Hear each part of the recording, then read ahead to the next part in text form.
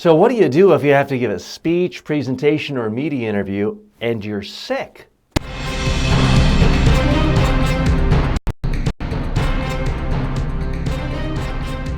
Speaking, the show about effective speaking in public, to the media, at work, and in life. Speaking with TJ Walker. So folks, life happens. There are times when you have to give a presentation and you've come down with the flu, a bad cold, you're feeling horribly under the weather. You feel bad, you want to give people your best. You don't necessarily want to quit or back out or leave them stranded. What do? Well, here's what a lot of people do. They start off their speech with apology. Oh, I'm really sorry, I've had the flu, I've had the cold, you can tell my voice, blah, blah, blah, blah, blah. Stop. Folks, I don't mean to sound mean or cynical or have a negative view of humanity, but people don't care about you. Now, if it's close family members or friends, sure. But what people are thinking about first and foremost is, will this person say something interesting to me?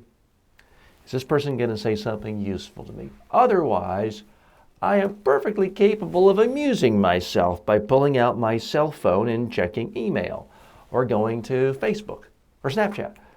So do not lose sight of that fundamental value and that fundamental issue that's going on. Audiences are trying to decide whether they should give you their attention. There are so many people, factions, organizations, websites, and others competing for attention of our audience, even when they're sitting right in front of us. So please do not lose sight of that. Now, I'm going to break my own rule here, but it's for a purpose to make a point that I hope it's useful and relevant to you. I'm sick. I have a bad cold. It's been coming on for a couple of days. It's harder for me to talk. My throat is a little sore. To my ears, it sounds different. And this is the 7th show that I've recorded today. Now, I didn't mention that I'm sick with any of the others because I decided that, not that you dislike me, but you don't really care. You've come to this podcast, you've come to this show to get value for you. So that's for starters. The next thing is my voice sounds differently to me because I have a cold and that has messed up my ear tunnel, as it does with everyone. And so I don't hear my voice the same way. But for a relatively mild cold that I have, it's not going to sound that much different to you. So why go on and on and on about it? So my recommendation is when you're going to give a presentation and you're just feeling under the weather, don't talk about it. There are exceptions. If you have a giant cast covering your arm and shoulder, and if you don't address that issue, the only thing anyone's going to be thinking about the whole time is what happened to this person. Is this to make a point? Is it a Yeah, if it's something that terribly noticeable, you may have to address it. But if you have a stomach ache, if you have a flu, if you have a cold, and you're just feeling a little bit lower energy, or your throat hurts, my advice, don't tell anyone. Just give them your best. Now, realize that people don't really know how you feel. They can't feel you. They don't necessarily, unless it's the same group of people in your office, they don't really know how you are when you are at your best. So don't assume any of that. Just focus on giving them good, interesting content. Don't apologize. Let's say you twisted an ankle, your ankle sore, and it's painful to stand. My recommendation, have a stool. I had a close family member where this happened to her, and I recommended, don't talk about it. She was giving a presentation, and she was speaking in a classroom, so I suggested just walk out, sit on the desk in a casual way, be gesturing, talk, and then you don't have to call attention to ankle or foot problems. So it's the same thing. If you all of a sudden can't walk, you have a health problem, or you can't walk as easily, or you can't stand, just have a stool or a chair out on the stage or in the front of the room. Sit down as if you were planning on doing this just because you like to be relaxed and conversational and fluid. Do that, and the focus will be on your ideas and not poor little woe is me.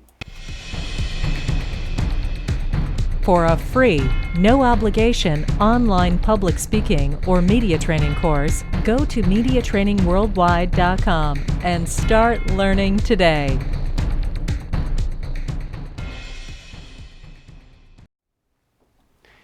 The next thing I want you to think about, if you are sick, under the weather, and you have to give a presentation, is realize, folks, there are construction workers, there are waitresses and waiters, there are people who do all sorts of tough jobs, manual labor. They got to go to work with headaches, stomach aches. So, and if you're in a position to be giving a presentation as a part of your job, chances are you're better off than most people in life. Let's be candid here. And you might not be 100%, but if you're giving a presentation for 10 or 15 or 20 minutes, it's not grueling physical exercise. It's one thing if you have a splitting headache and you're being asked to run a marathon. Well, that really does put you in a difficult bind. But if all you're doing is talking and you have a headache, my recommendation, grind it out. Get it out. Try to do it the best you can. Now, this is all the more reason to have rehearsed on video, to practice, to have been so comfortable with your presentation that it doesn't require all your mental energies. And that's the problem so many people have, is they didn't prepare at all. They spent all their time gathering information, creating PowerPoint slides. So if they have a headache and they've lost 10% of their mental faculties, everything is thrown off because they need it 100% because they're trying to think of the speech, read it, process it, say it for the first time all at once. And that's when it falls apart. So that's why, yet again, another reason, as if you needed another reason, why it's critically important to rehearse speeches on video, because then the actual day when you're giving a presentation, something happens and you're off, you're not going to need 100%. And that's part of why I hope I'm still coming across well today, is because everything I've said here, I have said before to my students, to my clients in real trainings. I've thought about these issues. I've written about these issues before. So the fact that I'm a little headachy now and it's a little bit hard to talk and I've got a cold and congestion, it's not, at least in my mind, you may have a different opinion, affecting how I do things, because I'm not having to spend so much energy thinking of it all the first time and saying it for the first time. Speaking is brought to you by Media Training Worldwide. For all of your media training and public speaking training needs, go to MediaTrainingWorldwide.com.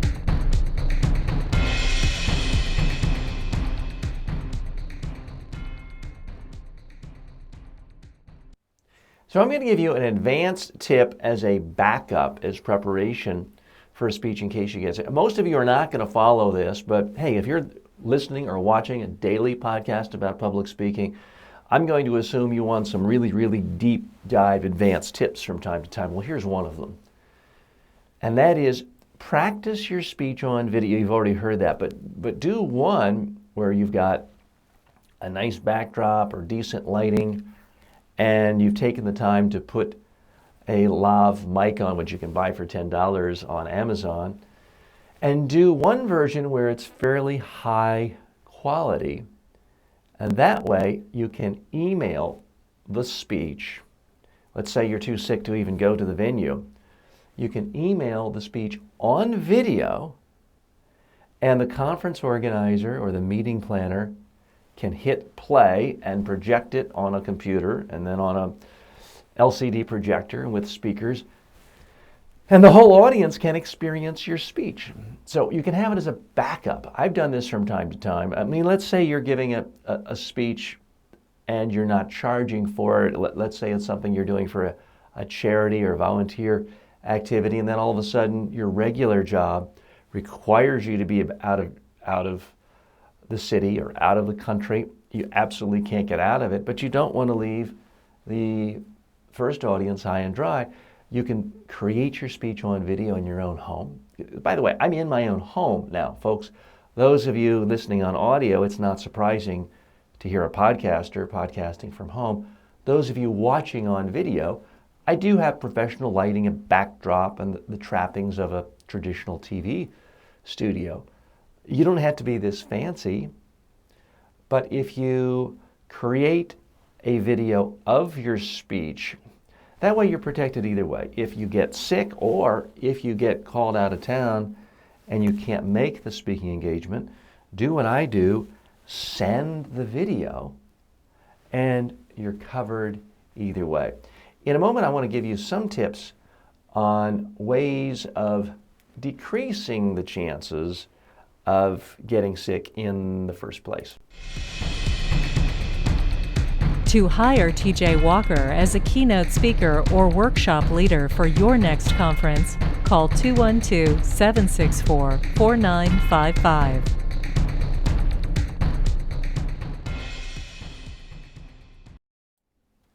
So, folks, yes, all the usual caveats. I'm not a doctor, and you've certainly heard that traveling can make you more susceptible to illnesses. You're exposed to more bacteria. The air quality on airplanes is notoriously bad. Certainly, if you are traveling internationally and you're on a flight for a long time, the air is so dry that if you have any alcohol, it tends to dehydrate you even more, which could mean that if normally you can have a glass or two of wine and you feel great the next day, you might actually feel like you have a hangover, sometimes after even one glass of wine. If you got a hangover, you got a headache, it's going to be a lot harder to give that speech with the same energy, enthusiasm, and being in the moment. So one piece of advice, just don't drink alcohol on airplanes or drink less than usual. Now, do I occasionally, if I'm on a nice international trip and the wine selection goes by and it looks great, do I have a glass of wine? Yes, I do. But I also try to build in an extra day of recovery, not from the drinking, but just from the travel and jet lag when I do go to another country. So that's another tip for you, is don't plan everything to the very last minute. If you are giving a presentation or a speech domestically, don't take the last flight out of your town to get into the town you're going, because chances are it'll be delayed, missed it, then you can't get to the speech at all, whether you're sick or not. You're a no-show. So do some things to reduce stress. I like to get to the airport plenty of time in advance, not just for international flights, but domestic, even though I'm not checking bags. Eat well when you travel. But don't overdo the alcohol, because sometimes just the different altitude can make it easy for you to have a hangover. And when you got a headache, it's harder to think. I do not enjoy giving a speech or a presentation when I have a headache, but I don't ever tell my audience, unless it's something like this, where I'm specifically doing a tutorial on how to present more effectively if you are sick.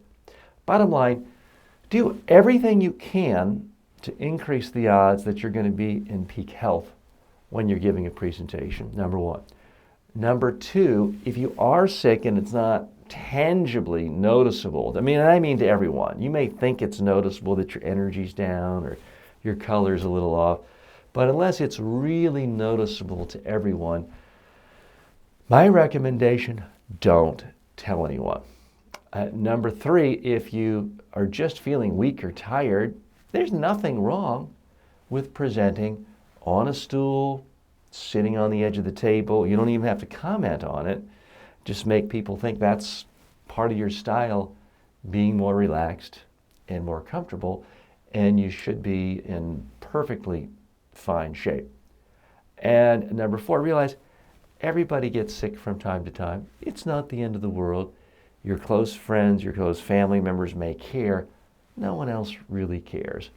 And realize that you're not having to work at peak performance for a whole day or 4 hours or even 2 hours, most likely. You're just talking whether it's a 10 or 20 or 30-minute speech, do the best you can. Put a little bit of a smile on your face. Try to put a focus on the ideas that are important to your audience. And you can go rest and relax when it's all done. And then, someone says, "Wow, that was a great speech. You had such great job." Then you can tell them, if you want to, "Thanks.